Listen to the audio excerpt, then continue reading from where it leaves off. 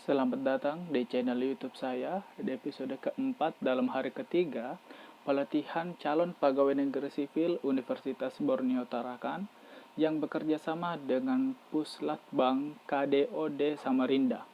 Hari ini saya akan membahas sedikit materi tentang kesiapsiagaan bela negara, keprotokolan, dan kesehatan jasmani dan mental untuk kesiapsiagaan bela negara dalam artian bahwa bagaimana sikap kita, kebulatan tekad kita sebagai warga negara Indonesia untuk menjaga keutuhan negara kita tercinta yaitu Indonesia. Terlebih kesiapsiagaan ini berkaitan dengan kesemaptaan dalam artian bahwa sebuah sikap yang siap siaga atau kapanpun saja dibutuhkan jika negara kita memanggil.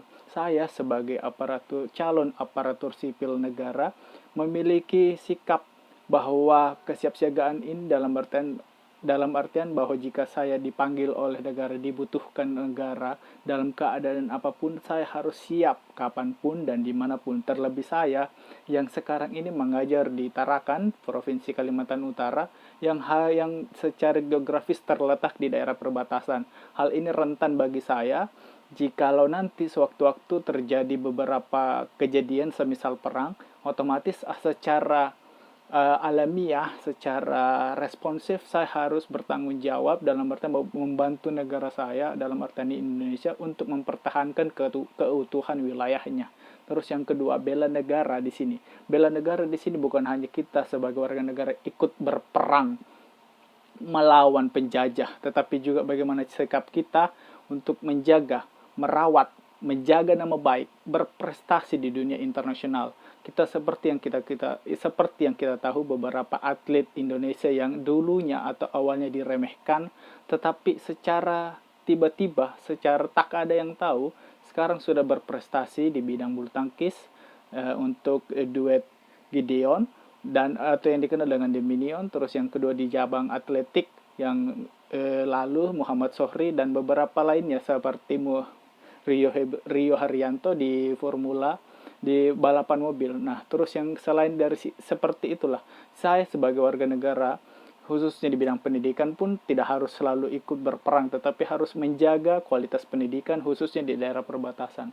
Lalu keprotokolan dalam artian di sini adalah suatu sikap aturan yang harus dipatuhi oleh seluruh warga negara, ataupun suatu adat istiadat atau kebiasaan dalam melakukan hubungan internasional, baik itu sesama negara maupun sesama pemimpin negara. Dalam artian bahwa jikalau sebuah aturan atau keprotokolan ini biasanya berlaku bagi upacara-upacara yang biasanya diadakan setiap hari Senin ataupun setiap upacara hari peringatan ulang tahun, semisal dalam upacara 17 Agustus dan hari kelahiran Pancasila.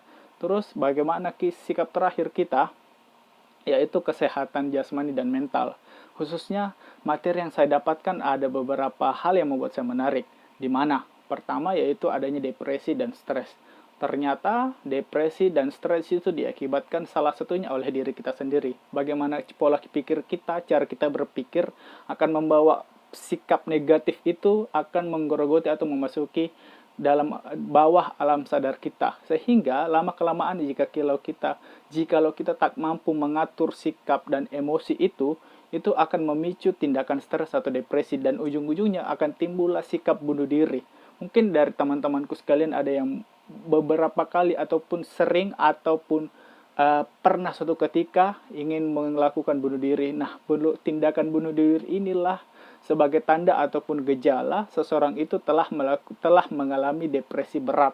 Dalam seperti yang saya pelajari tadi atau beberapa hari terakhir, depresi itu dapat diidentifikasi dalam kurun waktu 3 bulan. Nah, jika kawan-kawanku sekalian mengalami stres atau depresi dalam kurun waktu 3 bulan, sebaiknya memeriksakan diri ke dokter.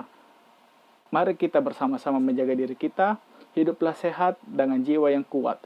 Sekian dari saya, mungkin sangat singkat, tetapi dari materi-materi ini saya dapat menerapkan bahwa kesiapsiagaan dan bela negara harus ditolong atau